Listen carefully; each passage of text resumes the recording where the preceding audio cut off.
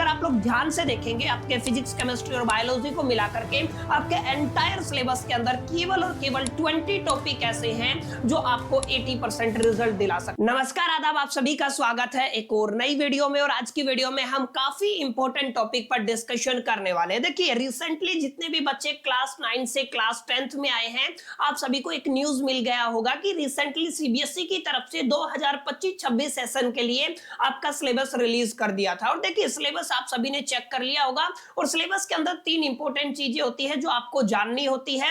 जब भी CBSE, HBSE अपना सर्कुलर जारी करता है, जब भी कोई भी अपना बोर्ड है अपना सिलेबस रिलीज करता है, 3 चीजें आपको जाननी होती है। पहला ये जानना होता है कौन कौन से एक्स्ट्रा टॉपिक है जिनको ऐड किया गया है आपके सिलेबस में, कौन कौन से ऐसे टॉपिक है जो आपको नहीं पढ़ने हैं, कौन कौन से ऐसे टॉपिक है जिनको इस बार सिलेबस से डिलीट कर दिया गया है। और तीसरा इंपॉर्टेंट जो पार्टीशन होता है वो होता है कि एग्जैक्टली आपको ये जानना है कितनी यूनिट आपके सिलेबस में है एंड यूनिट के अंदर कितने चैप्टर आपको स्टडी करने हैं एंड चैप्टर वाइज आपका वेटेज क्या रहने वाला है। और मैं उम्मीद करता हूं आप लोगों ने ये सारी चीजें जान ली होंगी। लेकिन इसी के लिहाज से इसी से कनेक्टेड एक चीज ऐसी होती है जो हर एक स्टूडेंट को जाननी जरूरी होती है और जिसके ऊपर आप को कोई वीडियो नहीं देखने को मिला होगा अभी तक। आई होप कि आप लोगों ने इसके बारे में अभी तक नहीं सुना होगा। लेटेस्ट 2025-26 सेशन के अकॉर्डिंग कौन से ऐसे सिलेबस के अंदर आपके टॉपिक्स रहने वाले हैं जो आपके प्री बोर्ड के लिहाज से, यूनिट टेस्ट के लिहाज से, आपके हाफ ईयरली एग्जामिनेशन के लिहाज से और फाइनल बोर्ड एग्जामिनेशन के लिहाज से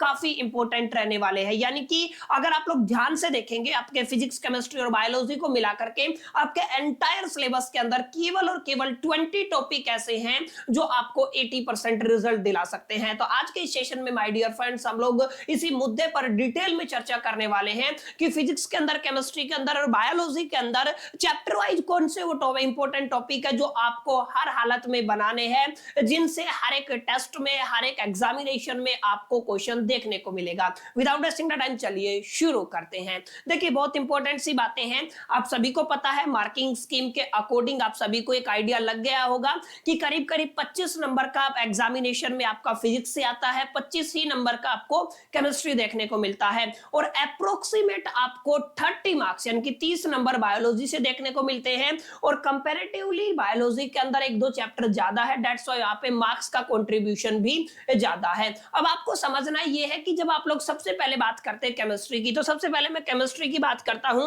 केमिस्ट्री के अंदर आपको 4 चैप्टर देखने को मिलते हैं। पहला चैप्टर आपका केमिकल रिएक्शन एंड इक्वेशन होता है, दूसरा चैप्टर आपका एसिड, बेसिस एंड सोल्ट होता है, तीसरा चैप्टर आपका मेटल एंड नॉन मेटल है, चौथा चैप्टर कार्बन कंपाउंड है। ये 4 चैप्टर है, लेकिन इन 4 चैप्टर के आप एंटायर सिलेबस को देखेंगे ना तो सारी चीजों से क्वेश्चन हमेशा नहीं पूछा जाता है। आपको पढ़ना आपको सारा है, लेकिन कुछ लिमिटेड से टॉपिक है जिनके अंदर से आपको फाइनल एग्जामिनेशन में क्वेश्चन देखने को मिलता है। कौन कौन से वो इंपॉर्टेंट टॉपिक है चलिए डिस्कशन कर लेते हैं। तो मेक श्योर करके आप लोग अपना कॉपी पेन साथ लेके बैठे ताकि इन टॉपिक्स को आप लोग नोट कर पाए, ताकि आप लोग जब आप अपने एग्जामिनेशन की प्रिपरेशन करें तो आप लोग उन टॉपिक्स के ऊपर मेजर फोकस कर पाए। सबसे पहले हम लोग बात करने वाले हैं माय डियर फ्रेंड्स से आपकी पहली यूनिट के अंदर पहला चैप्टर आपका रहने वाला है। ये पहली यूनिट है आपकी केमिकल सब्सटेंसेस और केमिकल सब्सटेंसेस के अंदर आप लोग देखेंगे आपका जो पहला चैप्टर है, जैसा कि मैंने आपको अभी बताया, केमिकल रिएक्शन एंड इक्वेशन, ये आपका पहला चैप्टर रहने वाला है।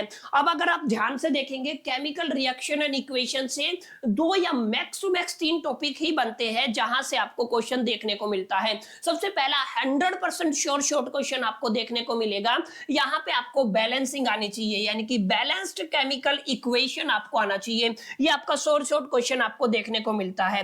क्लियर? तो ये चीज आपको थोड़ा ध्यान में रखना है कि बैलेंसिंग से आपको 100% क्वेश्चन देखने को मिलता है। 100% का मतलब 100%। आप पिछले 5 साल के पीवाईक्यूज उठा के देख लीजिएगा, आप पाओगे कि यहाँ पे डेफिनेटली बैलेंसिंग से क्वेश्चन आया हुआ है।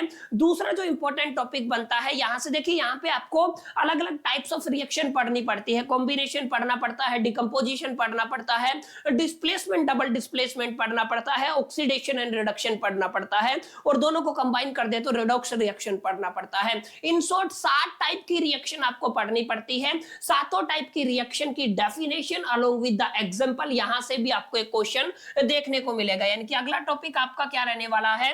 अगला topic types of chemical reaction रहने वाला है। आप पहले चैप्टर से केवल 2 टॉपिक पर मास्टरी जरूर कीजिएगा जब भी आप लोग unit test, half yearly, pre board या फाइनल फाइनल एग्जामिनेशन की तैयारी कर रहे हो, इन दो टॉपिक को आप लोग इनिशियल लेवल से इनकी फाउंडेशन बनाइएगा।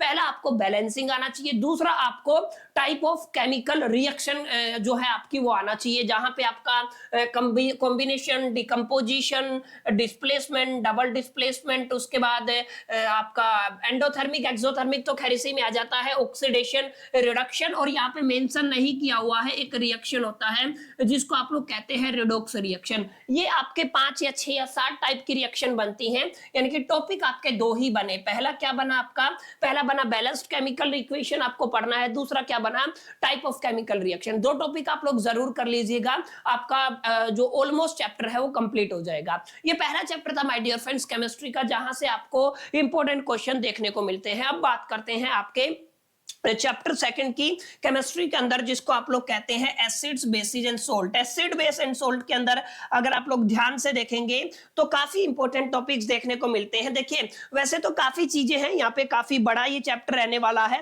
लेकिन यहाँ पे एक तो आपका इंडिकेटर्स, यानी कि इंडिकेटर से रिलेटेड क्वेश्चन हमेशा एग्जामिनेशन में आता है। अब 3 तरीके के इंडिकेटर आप लोग पढ़ेंगे। वैसे क्लासिफिकेशन 2 होती है, आप लोग एक ओल्फैक्टरी इंडिकेटर बोलते हैं और एक आपका कलर इंडिकेटर होता है, ठीक है, जहां पे आप लोग अलग अलग तरीके के इंडिकेटर्स को यूज करते हैं। आर्टिफिशियल के अंदर आप लोग मिथाइल ऑरेंज का भी इस्तेमाल करते हैं, और भी आपके 3-4 इंडिकेटर्स आप लोग पढ़ेंगे, तो आपको इंडिकेटर वाला टॉपिक बिल्कुल भी मिस नहीं करना है, यहां से क्वेश्चन आएगा ही आएगा। अच्छा, 1 या 2 नंबर का क्वेश्चन आपके पीएच स्केल की प्रॉपर्टीज से भी आ सकता है, यानी कि आपका जो कॉन्सेप्ट ऑफ पीएच स्केल है ना, यानी कि पीएच स्केल से 1 या 2 नंबर का क्वेश्चन आपको देखने को यहाँ पे मिलता ही मिलता है। बाकी 100% कंफर्म अगर कोई क्वेश्चन है ना, तो वो है आपका यहां से preparation and the usages of sodium hydroxide, bleaching powder, baking soda, washing soda and the plaster of Paris. My dear friends, ये आपका टॉपिक 100% कंफर्म है। जो मैं बता रहा हूं आपको 100% कंफर्म है। आप पिछले 5 साल के पीवाईक्यूज उठाइए माय डियर फ्रेंड्स, आप लोग पाएंगे कि यस, आप लोगों ने सही बोला सर कि ये वाले टॉपिक से ही पेपर बनता है। तो पहला टॉपिक मैंने बताया, इंडिकेटर से छोटा क्वेश्चन पूछने की पॉसिबिलिटीज है, और छोटा क्वेश्चन पीएच स्केल से पूछने की पॉसिबिलिटीज है।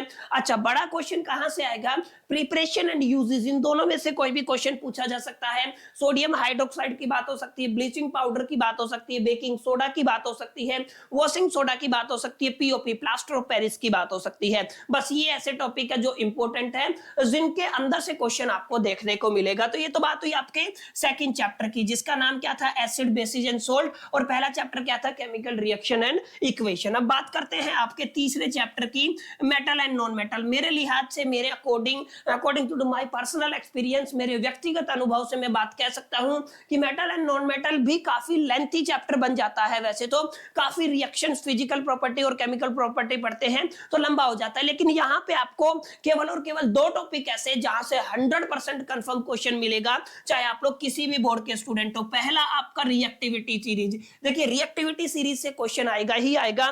दूसरा क्वेश्चन आएगा मेटलर्जिकल प्रोसेस से, और दूसरा आएगा आपका कोरोजन एंड इट्स प्रिवेंशन से। ये आपका दूसरा टॉपिक रहने वाला है। क्लियर? पहला टॉपिक क्या है, रिएक्टिविटी सीरीज 100% कंफर्म। दूसरा क्या है, metallurgic process, corrosion and its prevention. ये आपका इंपॉर्टेंट टॉपिक रहने वाला है। क्लियर? तो आई होप की चीजें आपको समझ में आ गई होंगी। यहां तक कौन कौन से टॉपिक्स इंपॉर्टेंट रहने वाले हैं तीनों चैप्टर में आप लोगों ने नोट कर लिए होंगे। केमिस्ट्री के अंदर माय डियर फ्रेंड्स चौथा चैप्टर रहता है आपका कार्बन कंपाउंड। अब कार्बन कंपाउंड के अंदर देखते हैं कौन कौन से टॉपिक इंपॉर्टेंट रहने वाले हैं। देखिए यहां पे अगर मैं बात करूं, अगर आप लोग इसके अंदर, हाँ, एक इंपॉर्टेंट क्वेश्चन यहां से आता है, वर्सेटाइल नेचर ऑफ कार्बन। यहां से एक क्वेश्चन पूछा जाता है, इस चीज को मेक श्योर करके आप लोग याद रखिएगा।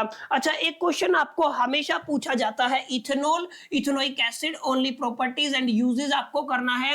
सोप एंड डिटर्जेंट के बीच में जो आपका डिफरेंस होता है, ये भी क्वेश्चन हमेशा से ही माय डियर फ्रेंड्स आपके पास पूछा जाता है। एक क्वेश्चन और पूछा जाता है जिसमें आप लोग कहते हैं फंक्शनल ग्रुप्स के बारे में। यस, जो आपका क्या रहता है, हाँ, एक होमोलॉजी सीरीज आप लोग नोट कर लीजिएगा, एक फंक्शनल ग्रुप आप लोग नोट कर लीजिएगा। ये एक ऐसे टॉपिक है जो आपके कार्बन कंपाउंड की फाउंडेशन को बनाते हैं, जहां से आपको फाइनल एग्जामिनेशन में 100% इंपॉर्टेंट क्वेश्चन देखने को मिलेंगे। वर्सटाइल नेचर ऑफ कार्बन के ऊपर क्वेश्चन आता है, होमोलॉजी सीरीज के ऊपर क्वेश्चन आता है, फंक्शन ग्रुप फंक्शनल ग्रुप के ऊपर क्वेश्चन आता है, and ethanol ethanoic acid soap and detergent. यहाँ पे आपका एक इंपॉर्टेंट क्वेश्चन बनता है हर साल आपके फाइनल एग्जामिनेशन में। तो माय डियर फ्रेंड्स, ये 4 ऐसे इंपॉर्टेंट चैप्टर्स है केमिस्ट्री के अंदर जहां से मैंने बताया केवल ये 20% टॉपिक्स माय डियर फ्रेंड्स आप लोग बना लेंगे तो फाइनल एग्जामिनेशन में बेटर स्कोर कर पाएंगे। क्लियर? तो छोटा सा एक डिस्कशन था जहां पे केमिस्ट्री की हम लोगों ने बात की।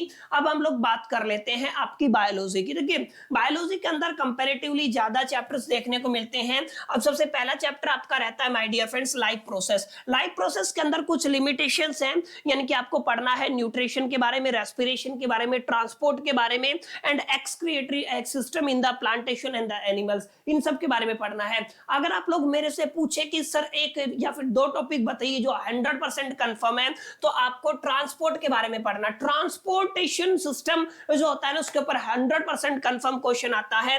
एक्सक्रीशन के ऊपर भी 100% कंफर्म क्वेश्चन आता है, जहां पे नेफ्रॉन किडनी से रिलेटेड हमेशा क्वेश्चन पूछा जाता है। कुछ कुछ केसेस में आपसे न्यूट्रिशन से भी क्वेश्चन पूछ लिया जाता है। ज्यादा पॉसिबिलिटीज किसकी है? ट्रांसपोर्टेशन सिस्टम की बात कर रहा हूं मैं, और एक्सक्रिएटरी सिस्टम की बात कर रहा हूं। चाहे एनिमल की बात करें चाहे प्लांट्स की बात करें। एनिमल्स के अंदर हार्मोनल सिस्टम होता है जहां पे आप लोग जाइलम और फ्लोएम टिश्यूज के बारे में पढ़ेंगे, वहां पे काफी इंपॉर्टेंट उसका एक अहम रोल रहने वाला है।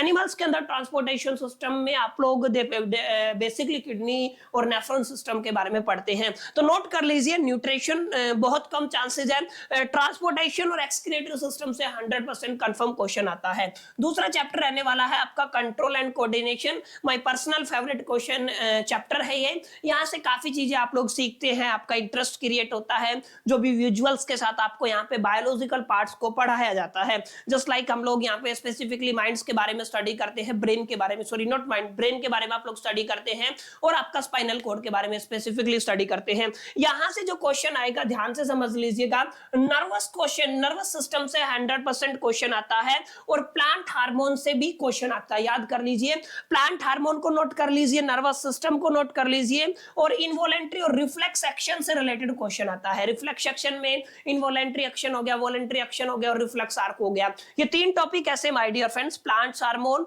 नर्वस सिस्टम और रिफ्लेक्स एक्शन, तीनों से आपको फाइनल एग्जामिनेशन में या किसी भी टेस्ट में आपको क्वेश्चन देखने को मिलता है, क्योंकि तीनों ही इंपॉर्टेंट हैं इस चैप्टर के लिहाज से। अगला चैप्टर आपका रहने वाला है माय डियर फ्रेंड्स आपका रिप्रोडक्शन। और अगर आप बात करते हैं रिप्रोडक्शन की, तो देखिए दोनों रिप्रोडक्शन यहाँ पे शामिल है, सेक्सुअल रिप्रोडक्शन भी है, एसेक्सुअल रिप्रोडक्शन भी है। सेक्सुअल रिप्रोडक्शन के अंदर male reproductive system, female reproductive system, ये आपका काफी इंपॉर्टेंट रहने वाला है।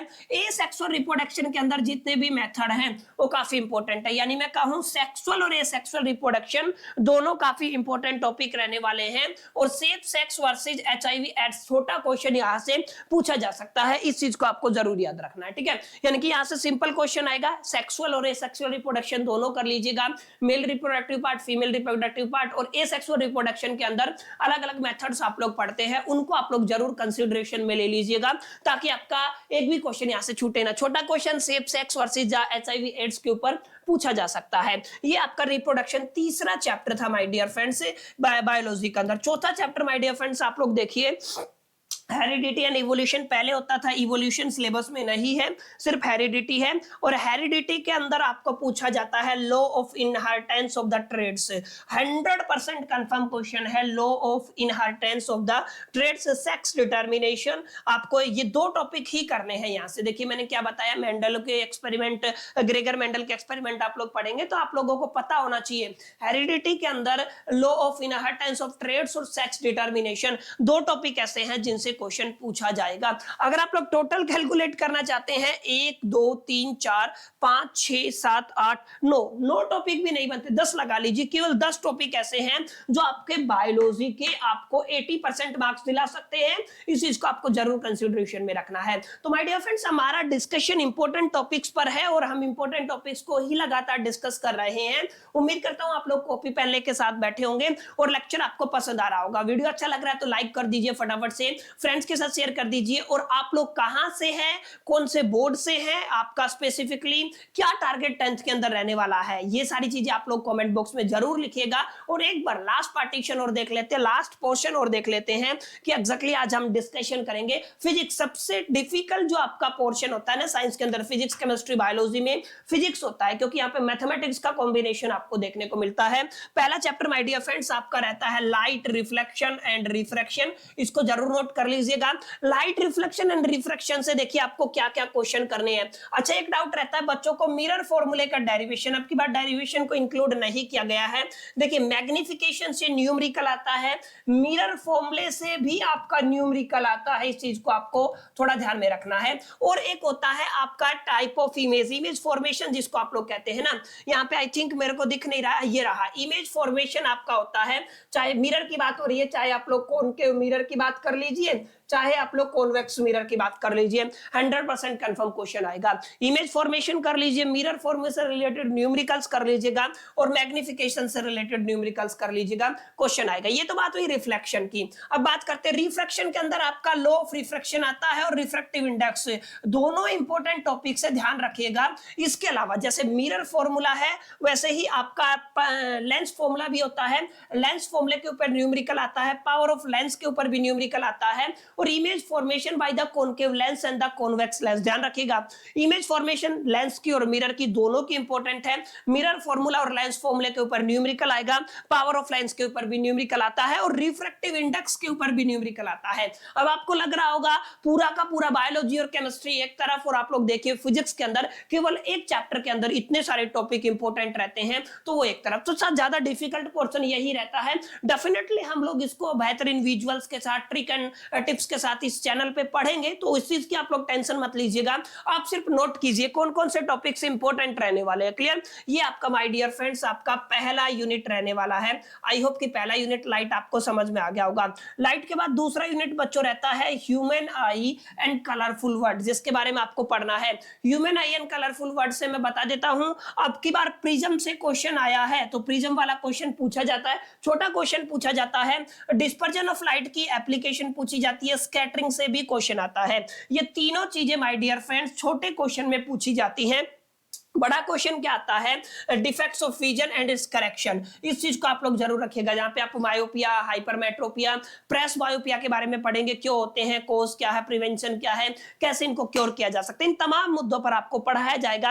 ह्यूमन आई से छोटा क्वेश्चन एक आध नंबर में पूछा जा सकता है, पर हम बात कर रहे हैं इंपॉर्टेंट टॉपिक्स की। क्लियर? तो आपको क्या करना है, इंपॉर्टेंट टॉपिक्स के अंदर डिफेक्ट ऑफ विजन 100% करना है।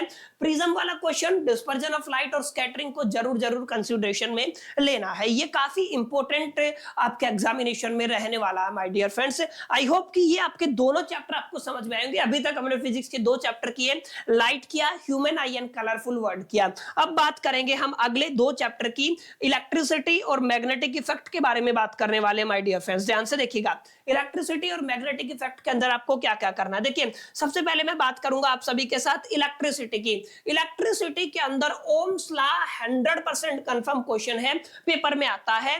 इसके अलावा factors on which resistance of a conductor depends, जिसको रेसिस्टिविटी बोलते हो, यहां से भी क्वेश्चन आता है। अच्छा, न्यूमेरिकल आता है सीरीज कॉम्बिनेशन ऑफ रेजिस्टेंस से। ध्यान रखिएगा कॉम्बिनेशन ऑफ रेजिस्टेंस में आप लोग सीरीज भी पढ़ते हैं और आप लोग पैरेलल भी पढ़ते हैं, तो दोनों से क्वेश्चन आएगा ही आएगा, इस चीज को आपको नोट कर लेना है। सीरीज से क्वेश्चन आता है, पैरेलल से भी क्वेश्चन आता है। इसके अलावा देखिए हीटिंग इफेक्ट, आपका जूल्स लॉ जिसको कहते हो, heating effect of electric current and its application, बहुत ज्यादा इंपॉर्टेंट क्वेश्चन है, एग्जामिनेशन में आएगा ही आएगा। पावर से भी क्वेश्चन आता है, इस चीज को आपको ध्यान में रखना है। यानी कि आपके 3-4 टॉपिक्स इंपॉर्टेंट हो गए हैं। ओम्स लॉ इंपॉर्टेंट हो गया है, रेसिस्टिविटी इंपॉर्टेंट हो गया है, combination of series and parallel resistance important हो गया है, उसके बाद joules law, heating law of electric current important हो गया है, इलेक्ट्रिक पावर से भी क्वेश्चन आता है। अगर आप लोगों ने इतना कर लिया, this is more than enough. Final examination में, यूटी में, हाफ ईयरली में, प्री बोर्ड में आपको इन्हीं टॉपिक से कोई ना क्वेश्चन क्वेश्चन देखने को मिलेगा। 80% यहीं से आएगा, 20% थोड़ा बहुत ऊपर नीचे हो सकता है। तो ये आपका माय डियर फ्रेंड्स अगला तीसरा यूनिट था। इसके अलावा आपका आता है चौथा यूनिट, जहां पे हम लोग पढ़ते हैं magnetic effect of electric current. जब मैं आपको पढ़ाऊंगा इस चैप्टर को तो हम लोग इसको मैग्नेटिज्म के नाम से भी जानेंगे। मैं शॉर्ट फॉर्म में लिख रहा हूं, मैग्नेटिज्म के नाम से भी जानेंगे। यहां से देखिए, यहां पे है आपका मैग्नेटिक फील्ड, आपको पढ़ना है मैग्नेटिक फील्ड लाइंस और इसकी प्रॉपर्टीज। ध्यान से समझ लीजिएगा, मैग्नेटिक फील्ड लाइंस और इसकी प्रॉपर्टी 100% कंफर्म क्वेश्चन आता है एग्जामिनेशन में। सोलेनॉइड वाला क्वेश्चन भी कंफर्म है। देखिए, मैग्नेटिक फील्ड लाइन वाला क्वेश्चन कंफर्म है, सोलेनॉइड वाला क्वेश्चन आपका एग्जामिनेशन में कंफर्म रहने वाला है। अच्छा, फ्लेमिंग लेफ्ट हैंड रूल से एक छोटा सा क्वेश्चन आपको देखने को मिल सकता है। इसके अलावा डोमेस्टिक सर्किट वाला क्वेश्चन भी इंपॉर्टेंट है, आपको थोड़ा ध्यान में रखना है। क्लियर? तो ये माय डियर फ्रेंड्स कुछ इंपॉर्टेंट टॉपिक्स हैं जिनको आपको जरूर पढ़ लेना है।